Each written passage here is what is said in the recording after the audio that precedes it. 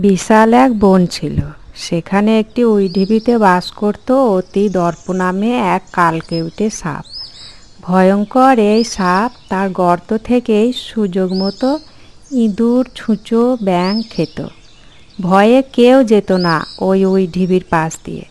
বিভিন্ন রকম পোকা, জীবজন্তু খেয়ে মহা আনন্দে তার দিন কাটছিল।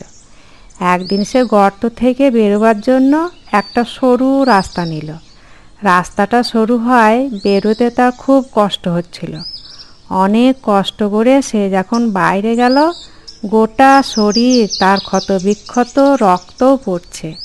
ক্লান্ত হয়ে পড়ল সে। মুহূর্তের মধ্যে রক্তের গন্ধ পেয়ে পিঁপড়ের দল তাকে ধরল ছেঁকে। পিঁপড়ের কামড়ে অস্থির হয়ে মাটিতে গড়াগড়ি খেতে লাগলো অতিদর্প। বহু চেষ্টা করেও সে নিজের শরীর থেকে পিঁপড়েদের ছাড়াতে পারল না। অতিদর্পের শরীরের চাপে অনেক পিঁপড়েও মারা গেল। রাগে না পালিয়ে অন্যান্য পিঁপড়েরা তার মাংস খুবলে খেতে লাগলো। যন্ত্রণা সহ্য করতে করতে অস্থির হয়ে মরার মতো পড়ে রইল অতিদর্প কালকেউটে সাপ। খবর পেয়ে আরও পিঁপড়ের দল হাজির হলো। মহা আনন্দে কামড়াতে লাগলো তারা অতিদর্পকে।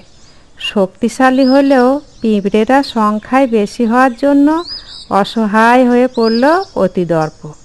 পিঁপড়েদের কামড় সহ্য করতে করতে নিথর হয়ে পড়ল অতিদর্প।